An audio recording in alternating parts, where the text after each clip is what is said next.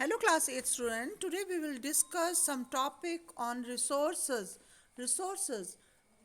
Here we will study about the resources. That is the part 1 of your lesson number 1 of your geography, and this is what how we deal with the resources. Resources are the things which are available for you. Okay, whatever is present outside, and anything that has some utility to satisfy our needs is known as resources.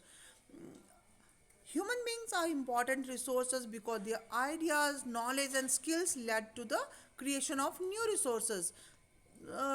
We as a human beings हम जो persons हैं हम important हैं resources important resource है because हमारे जो ideas विचार है हमारे जो ज्ञान है और हमारी कुशलता जो है उससे हम नए नए रिसोर्सेज अपने लिए अवेलेबल कर पाते हैं जो भी चीज़ें आपके चारों तरफ प्रेजेंट होती हैं वो आप उनको अपने यूज़ के लिए ले पाते हैं तो human beings we are very much useful resource water electricity rickshaw vegetable textbook जो आपके सामने जो चीज़ें हैं वो they are something of importance to you and they all have been used by you, so they have their utility means they have use.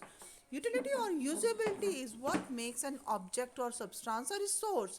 Utility या use जो होता है अगर हम किसी चीज़ का यूज़ करते हैं तो वो चीज़ वो सब्सटेंस जो है रिसोर्स बन जाता है. इट्स यूज़ और utility give it up value. इसकी जो यूज़ या जब हम करते हैं तो इसको एक वैल्यू मिल जाती है.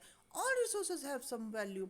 जितने भी रिसोर्सेज हैं उनकी कुछ ना कुछ वैल्यू है. अगर they are valuable therefore they are resources. If we are not using them, if we are not using consuming them, they are of no value to us. Value means worth. Some resources have economic value, some do not. कुछ जो चीज़ें हैं उनसे जब आप उसको उनको बेचते हैं या सेंड करते हैं तो सेल करते हैं तो आपको कुछ मनी मिलती है या आप खरीदते हैं तो आपको मनी देनी पड़ती है तो वैल्यू होती है उनकी इकोनॉमिक वर्थ.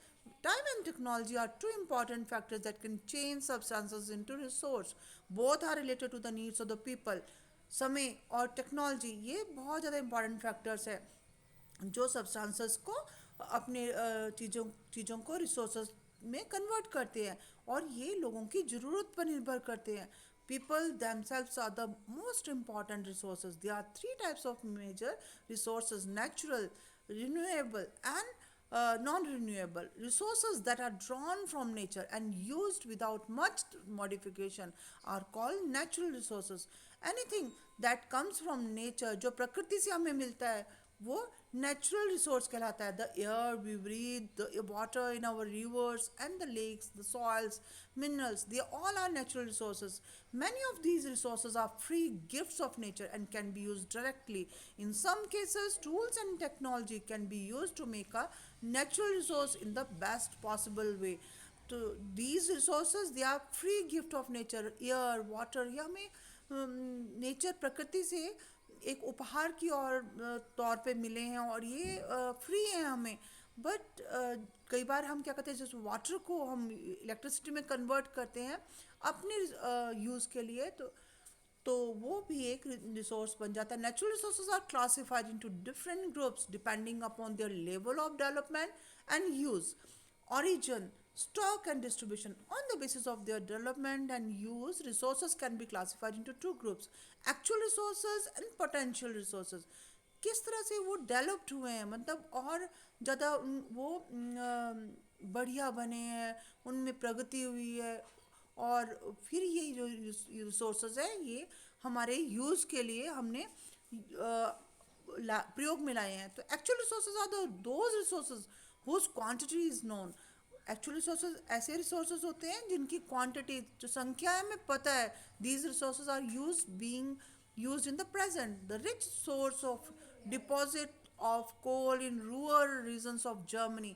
जर्मनी में जो कोयले के रूरल रीजन में जो कोयले के जो डिपॉजिट्स है वो जो है वो वो एक्चुअल रिसोर्सेज है. मतलब वो रिसोर्सेज जो एक्चुअली प्रेजेंट है और वी आर कंज्यूमिंग दैम. हम उन्हें यूज़ कर रहे हैं कोल निकाल रहे हैं जर्मनी में, और petroleum in the West Asia, पश्चिमी एशिया एशिया से हम जो पेट्रोलियम यूज़ के लिए हम यूज़ करते हैं और उसको अपने बेनिफिट के लिए पेट्रोलियम माइनिंग करते हैं, तो वो the that is used for the for in the near in the present. These are actual resources. The dark soils of the Deccan Plateau in Maharashtra में जो काली मिट्टी है दक्षिण पठार की, वो भी एक्चुअल रिसोर्स है. Actual means that is present and that is used they are that is used by the people. Potential resources are those resources whose entire quantity may not be known and which are not being used at present time. They are called potential resources.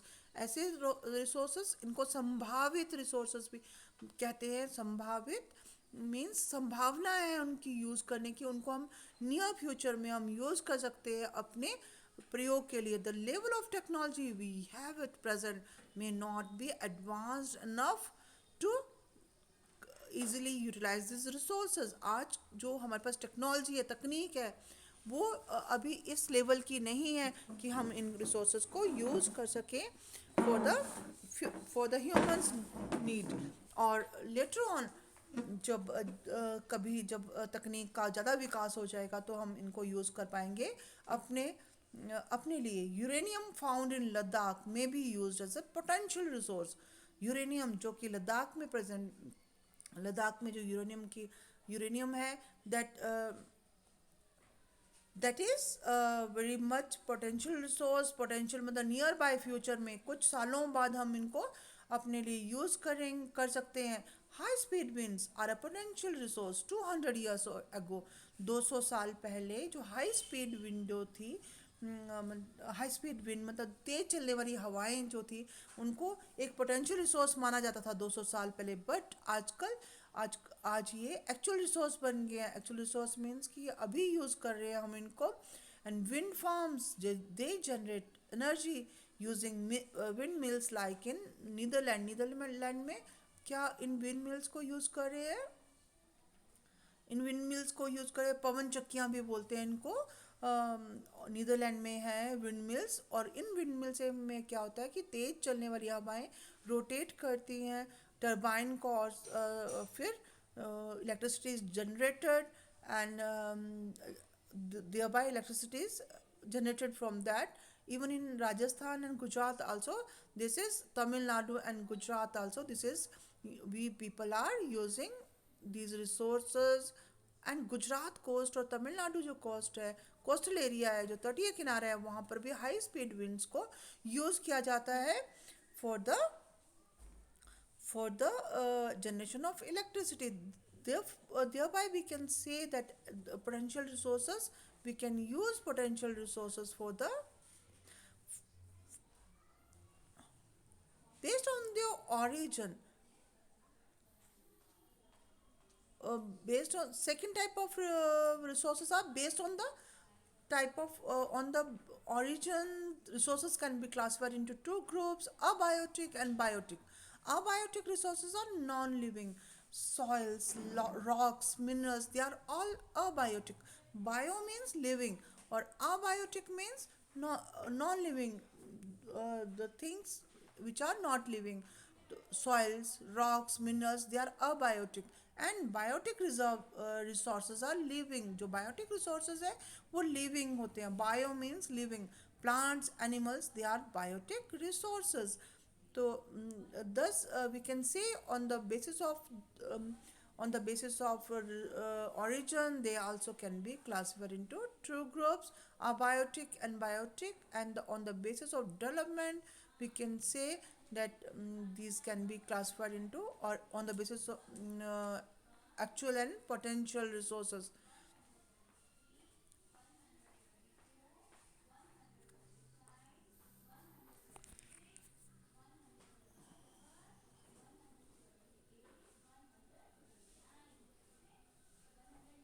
Hello.